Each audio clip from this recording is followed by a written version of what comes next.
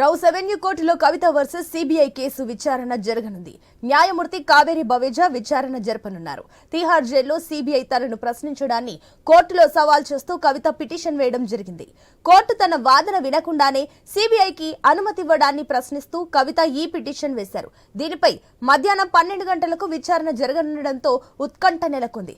అయితే Delhi liquor scam కేసులో judicial కస్టడీపై ప్రస్తుతం తిహార్ జైల్లో ఉన్న ఎమ్మెల్సీ కవితను విచారించేందుకు తమకు అనుమతి ఇవ్వాలని గత శుక్రవారం సిబిఐ ఢిల్లీ స్పెషల్ కోర్టును కోరింది.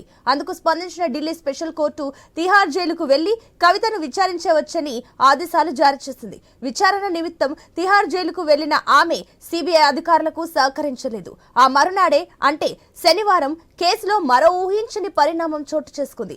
సిబిఐకి విచారణ నిమిత్తం అనుమతి ఇవ్వడాన్ని సవాల్ చేస్తూ ఎమ్మెల్సీ కవిత సిబిఐ ప్రత్యేక కోర్టును ఆశ్రయించారు. ఇక కవిత పిటిషన్ పై జవాబు చెప్పాల్సిందిగా సిబిఐకి స్పెషల్ కోర్టు నోటీసులు ఇచ్చింది. గురూజీ రామ్ నారాయణ్ జీ ప్రపంచ ప్రఖ్యాత జ్యోతిష్యులు ఇప్పుడు మన హైదరాబాద్ లో ఎటువంటి సమస్యలకైనా తక్షణ పరిష్కారం చేయబడును. సంప్రదించండి 96651137 9000004357.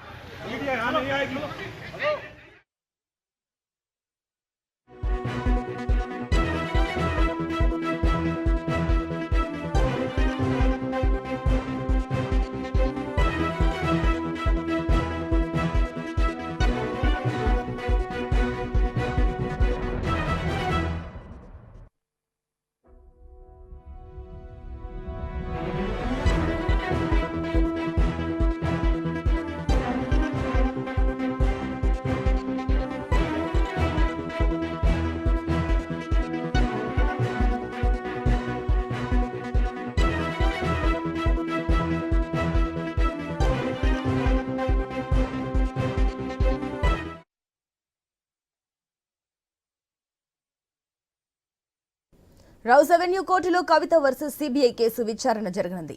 న్యాయమూర్తి కావేరి బవేజా విచారణ జరపనున్నారు.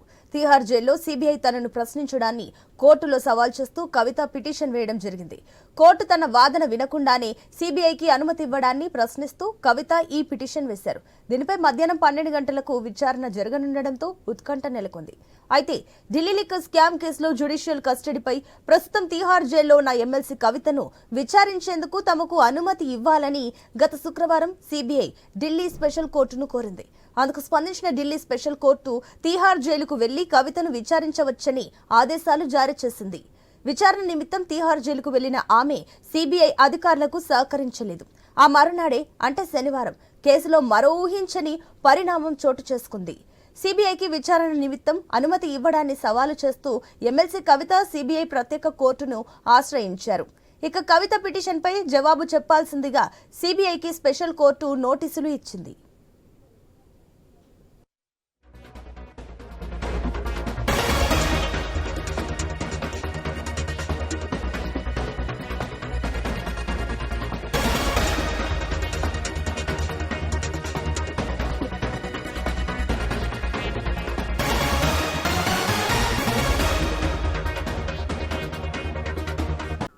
కవితకు నోటీసు ఇవ్వకుండా సిబిఐ ఇంటరాగేషన్ పై విచారణ ఈ నెల 26కు వాయిదా పడింది. అయితే రౌస్ అవెన్యూ స్పెషల్ కోర్టులో కవిత వర్సెస్ సిబిఐ కేసు విచారణ వాదోపవాదనలు జరిగాయి.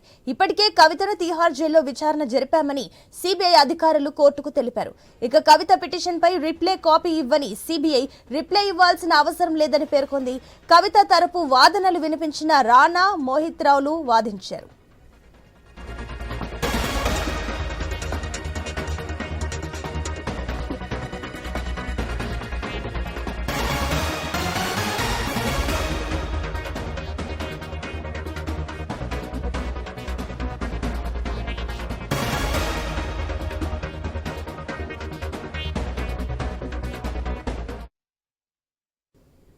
ఇక కవితకు నోటీస్ ఇవ్వకుండా సిబిఐ ఇంటరాగేషన్ పై విచారణ ఈ నెల 26కు వాయిదా పడింది.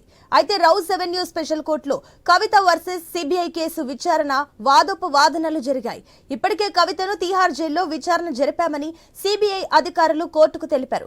ఇక కవిత పిటిషన్ పై రిప్లై కాపీ ఇవ్వని సిబిఐ రిప్లై ఇవ్వాల్సిన అవసరం లేదని పేర్కొంది.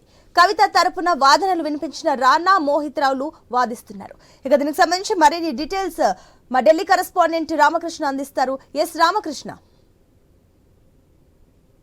కవిత పిటిషన్ పై సిబిఐ తను విచారించింది. తన వాదనలు వినకుండానే సిబిఐకి ఎలా పర్మిషన్ ఇస్తారు అని చెప్పేసి కవిత దాఖలు చేసిన పిటిషన్ పై ప్రస్తుతం రోజవెల్లి కోర్టులో వాదనలు జరిగాయి.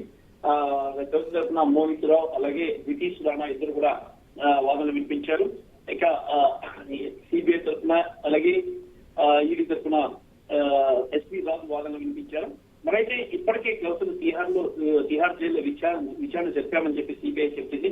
మరి కవిత పిటిషన్ పై రిప్లై కాపీలు కూడా సిబిఐ ఇవ్వలేదు. రిప్లై ఇవ్వాల్సిన అవసరం కూడా లేదు అని చెప్పేసి కూడా పేర్కొనడం జరిగింది సిబిఐ. అయితే సిబిఐకి అనుమతి ఇచ్చే ముందు నాకు మాట్లాడటానికి అవకాశం ఇవ్వాలి, నాకు మాట్లాడటానికి కోర్టులో అవకాశం ఇచ్చిన తర్వాత సిబిఐకి అనుమతి ఇవ్వాలని చెప్పేసి కవిత వాదిస్తుంది. మరి కవిత వాదనలపై ఈ విచారణను ఈ నెల 26కి వాయిదా వేయడం జరిగింది. ఏదైనా సరే కవిత తన కవిత వాదనలు వినేందుకు కోర్టు నిరాకరించడం అంటే సిబిఐ వాదనలు వినడానికి ముందు తన వాదనలు వినాలని పేర్కొంది. సిబిఐ వాదనలు అయిపోయిన తర్వాత ఇంకా చేసేది ఇంకా కవిత తన వాదనలు వినడానికి అవకాశం ఇవ్వండి, ఫర్దర్ గా ఎనీ ఇన్వెస్టిగేటివ్ ఏజెన్సీస్ నా దగ్గరికి వచ్చే ముందు అని చెప్పేసి ఆమె చెప్పారు.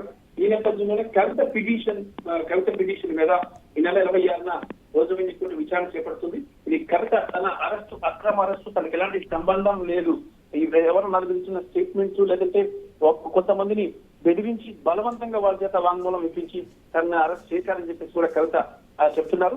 కవిత వాదనలను వినడానికి ఈ నెల 26వ తేదీన అవకాశం ఇచ్చింది రోజవెల్లి కోర్టు.